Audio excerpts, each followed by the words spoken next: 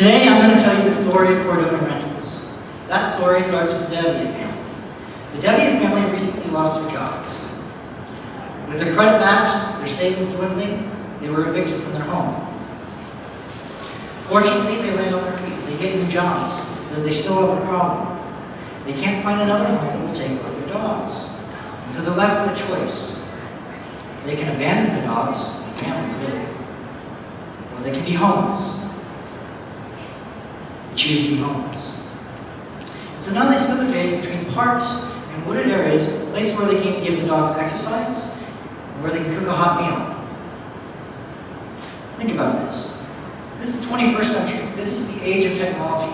This is the age of being able to find what you want and find it now. I can look up a Starbucks in Wisconsin and tell you what 500 different people think of it. But if I'm a dog owner or a pet owner in general, I have problems finding a home. And if I'm the Devitt family, I don't find it. That's a problem. Why does it exist? Well, the problem is that 75% of renters own pets, yet only 9% of rental properties are pet-friendly. All properties have a pet policy, often with restrictions on breed, weight. If you're a pet owner, you're going to pay extra rent and an extra deposit called pet rent, pet deposit. Current search tools don't take this into account. At best, you can filter by dogs allowed or cats allowed. But what does that mean? What do these places allow? And so people are left going listing by listing by listing, hoping, praying, wishing that they can find a home. They have to call these places, and many more drive there. Why? Because they want to see, is it a nice place? Does it look as good as it does online? Or is it sketchy? And just as they're about to put pen to paper on a lease, that's when they find out their pets aren't allowed. Their family's not tolerated there. It's time to find somewhere else. And so people spend days, weeks, even months looking for a home. You can't see the other needs the pet owner's face, which is local vets and groomers and pet stores in the area. It's tough as a pet. What if that wasn't the case? What if I told you that you could find a home in seconds? Not days, not weeks, seconds. You wouldn't have to settle for what you can find on some of my competitor sites. You can comparatively shop. You can find the right place for you. My friends, that solution is closer than you think. That solution is Cordomi Rentals, the first site where users can search for a home based on the pet policy. Here we have a screenshot from the site that is in development. These people are looking for a home in Orange County, California. They have a dog, which is a Labrador, which is 65 pounds. Her name is Liddy. They click Find a Home. Next, a series of listings pop up and say, we love Liddy. We allow her. Come and find us. In seconds, this person knows these are the properties that they can go to. They don't have to go listing by listing, calling these places, driving to these places, spending countless time and energy just trying to find something that'll fit. They don't have to settle. They can comparatively shop and find the one that's just right for them.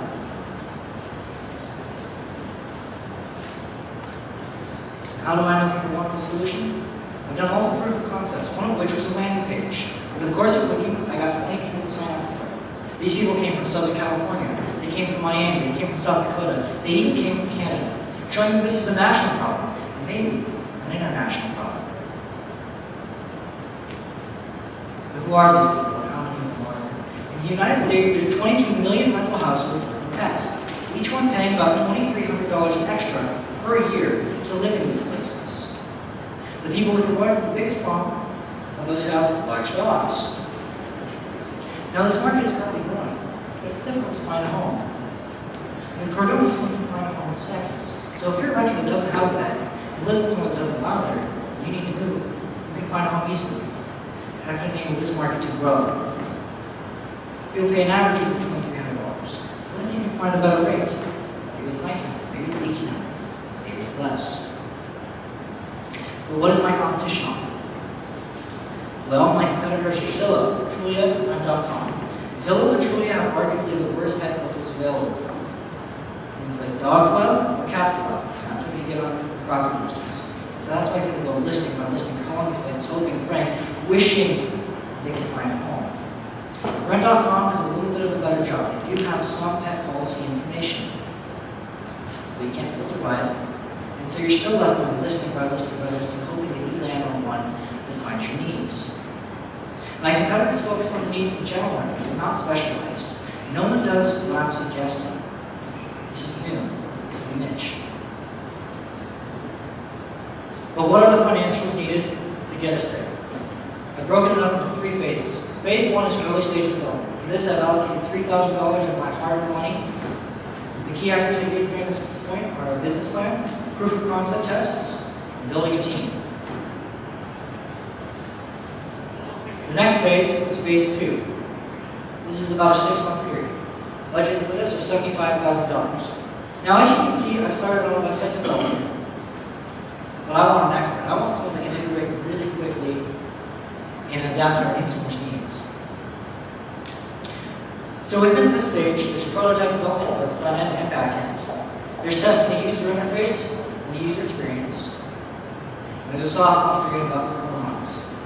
So there's $25,000 allocated towards website development, and roughly $40,000 devoted to advertising over this period. Why so high? Well, I've estimated the cost of acquisition per user onto the site is about $8.38. How did I get that?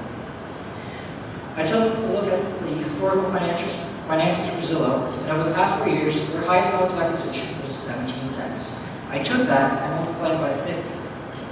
Zillow has a brand recognition, they have brand recognition, they refine their marketing techniques. So naturally, Cordomi as a new company is not going to have that advantage. We're going to start out with a higher cost of acquisition, but as we grow, we'll drop. What's needed for a full-scale launch? And that's phase 3. For this, the budget is $15 million. In 2000, Rent.com got an investment of $17 million. In Zillow's first 2 years, they spent about $11 million on advertising. Last year alone, Truly spent $71 million on advertising. Zillow spent $108. It's going to take money to reach the market. We're dealing in a marketplace with 800-pound gorillas. We're a startup, we're going to be able to be more agile, but to go in without any sort of monetary firepower would be foolish.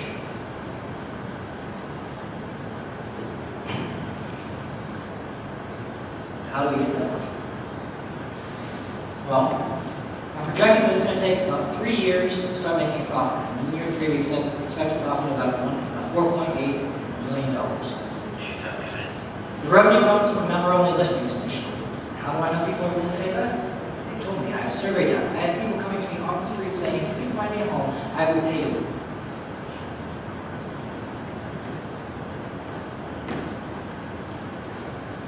Now, what I said earlier was you can search the site, you can find these properties, but I didn't tell you is that unless you're a paid member, there's 3 key pieces of information that you don't see. That's the property name, the contact information, the address. This is what you need to take it from being somewhere you like to live to somewhere that you do live. The second component of revenue is affiliates. So I told you on the site, you can see local vets, local pet stores, local groomers. Let's say you see Dr. Smith as your local vet. You want to set up an appointment with him. So you click on Dr. Smith's icon, it takes you to his site, you set up an appointment with him. You just got Dr. Smith requested. In return, you get a referral fee. Now, as the Cordomi brand grows, we chose properties that we can actually garnish them more revenue because pet owners are willing to pay more. We can transition to a success-based listing fee for the properties, a commission service. But who's the team to take us there? Right now, there's 2 companies. There's myself. I'm Quinn, I'm the top dog and CEO of Cordomi Rentals. I'm a double major in entrepreneurship and psychology. I won Startup Weekend last November with RB Sherpa. I've consulted and been part of startups such as Cash Out Now, Entrepreneur Olympics, put up a fast food event last semester, and Crowd Power. The second team member is my dog buddy. He gives us a dog's eye view. He keeps us focused. He's great with people, not so great with finance, but he has more. Where we're looking for a few more key pieces to the puzzle. That's a marketing expert, at least one, and a web developer, so we can iterate more quickly. We can develop a patented process to deter our competition from copying what we do.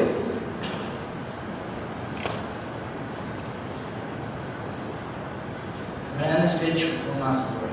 And that's how did Cordomi Rentals get its name? I wanted to communicate who we are. Home is where the heart is. So So what I did was I looked at the Latin root words for heart, home, and I put them together. You see, Cordomi is more than just a listing website.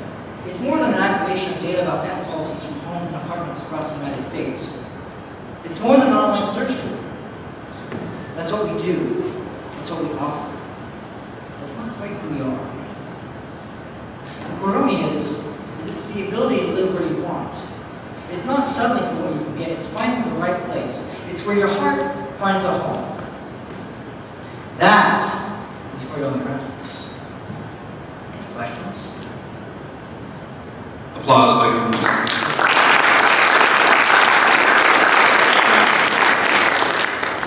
So judges, in front of you should be some microphones, and if you can share them and ask questions, we appreciate it. Quinn, you talked about your rev model and commissions at one point, and you said members, is that a subscription? Yeah, there's two forms of membership. There's 30 days and 60 days. And when you pay that, you get 30 days of use of the site, which means you can get access to the multiple listings for only 30 days. Does that answer your question? Well, okay, it's the setup for the question to come. So in phase 3, when you're looking for $15 million, Yes. can you give us an idea of kind of where those revenues are going to balance out? What's coming from commissions? What's coming from membership? Some kind of extended projection there? Yeah. Right now, the revenue for year 3 is including members-only listings. It doesn't have the commission fee. We're still working on that formula as well as the affiliate revenue formula. The conversion rate for people getting onto the site is 18% are going to go towards membership 1 by that point, and 2% membership 2, which is 60 days. So that's where that revenue comes from right now. We're working on the formulas to develop the affiliate and the commission base. Okay, so if that's where it's coming, give me an idea for my $15 million. Okay. Where are you going to be at that point, revenue-wise? Gross sales, net profit? Okay.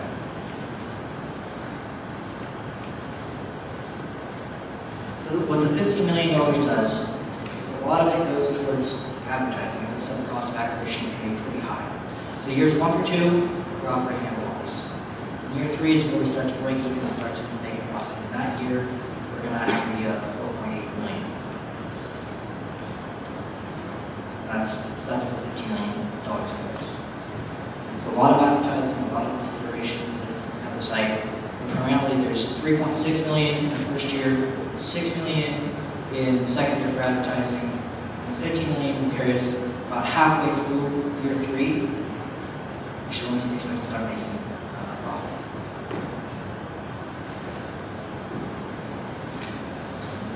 Quinn, I'm going to ask a couple questions. Let's start first with a key issue. You've talked about acquisition, but there's 2 pieces to your acquisition. Yeah. There's the acquisition of clients, but there's acquisition of supply. Yeah. And the supply requires big data that you don't have out there right now readily available. How do you get these apartments to tell you what is their policy? So what I've been doing is over the last few weekends, I've been going out to these different complexes and finding what are their general pet policy, are they under a corporation, and then trying to make corporate contacts. So that's the road that I'm on right now for individual landlords. I want to have meetup groups that show new landlords how do they get the best clientele, how can they generate more revenue, illustrate to them the uses of Cordomi Rentals as well as how they find users. For renters themselves, there's going to be a lot of social media, there's going to be Google ads, there's also going to be some more in-person meetups with renters with that, showing them how can they find a home, and that's the plan as it stands. Okay. You're one person, Yes. and my key word was big data. Yeah. You can't get big data with one person. How are you going to staff up to get literally hundreds of employees that are going to go out and start pulling this data? Because it's not just going to magically fall into your lap. Yeah. You're going to have to work to get this data. And that's why we're really a marketing expert. I'm willing to add a few of those pieces, and so we can work on figuring that out as well. Okay. Second question. You got a budget of about $300,000 a month for marketing. Yes. Where specifically are you going to put that? A lot of that's going to go to internet marketing, so a lot of it's Facebook, it's social media outreach, it's photography contests. One concept I have is to have a photo contest, and pets are really everywhere on social media. And what we do is we offer prize something along the lines of we're going to pay the program for a year, and that's the initial drawing.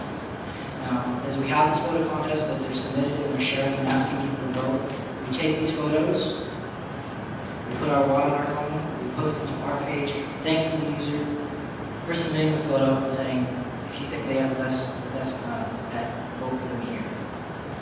So that's where some of that's going. A lot of it's going to be internet marketing. Okay, I'm not hearing how you're going to get to the target. You have a niche product.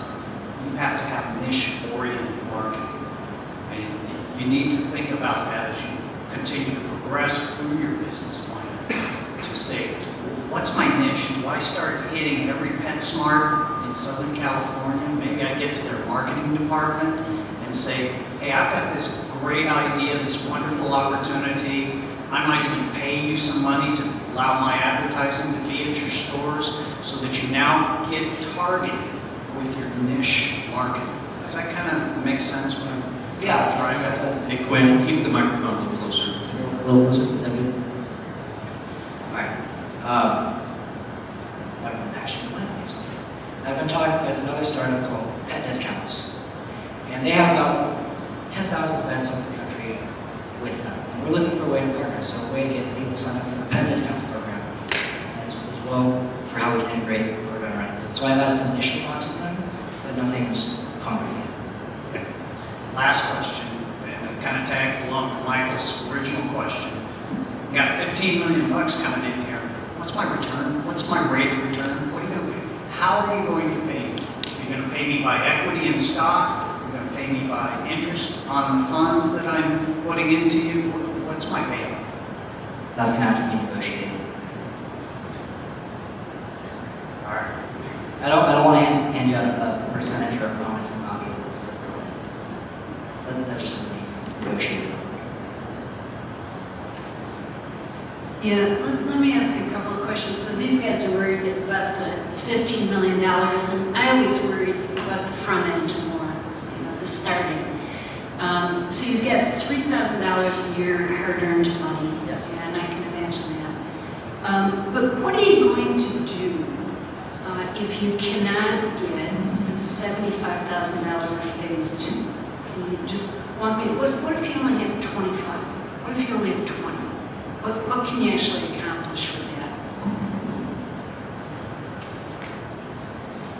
Well, I can tell you right now, I can cut costs by about $25,000 if I can get web developers to be on a team rather than someone I pay. So there's a cost that can be cut right there. It's going to sound a little backwards almost, but kind of the great thing about not having a ton of money is it further forces innovation. And so if that means that I have to find a new way to market this,